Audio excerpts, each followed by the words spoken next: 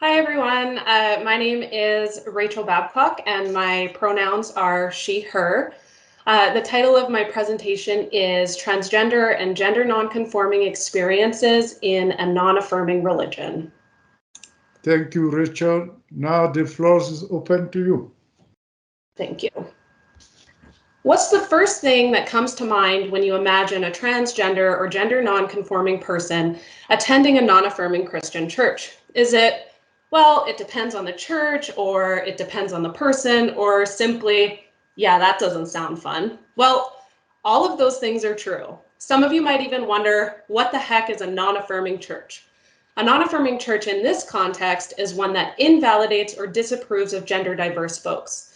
The problem is that mental health professionals don't have a strong understanding of what that experience is actually like. The lack of understanding leads to uninformed mental health supports. Not too long ago, it was reported that less than 30% of psychologists and graduate students were even familiar with the trans and nonconforming experience. Less than 30%. That's without understanding the complexity that's added with non-affirming religious affiliation. Now imagine seeking counseling as a gender diverse person, sitting down to get help, receiving a blank stare, and then having to explain simple concepts about your identity and religion.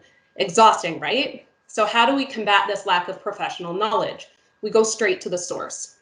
I had the opportunity to interview 4 gender diverse people who were actively attending a church that is non-affirming. Yes, these individuals' churches see them as lesser than because of their gender identity. They experienced all the bad things you can imagine, like transphobia, marginalization, microaggressions, overt aggressions, exclusion, isolation, rejection, increased suicidality, and increased substance use, and the list goes on.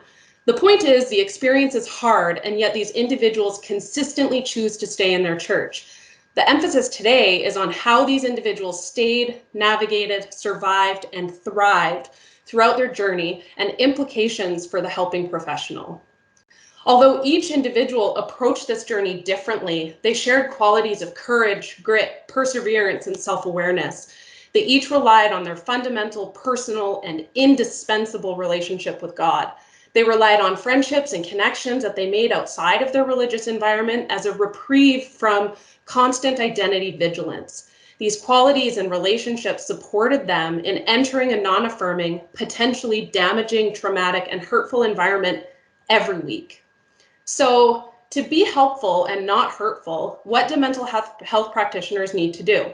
I don't have a robust guide for you today, but the basics are: 1, have no assumptions. Not all clients are going to leave the church. 2, have an inquiring mind without expectations.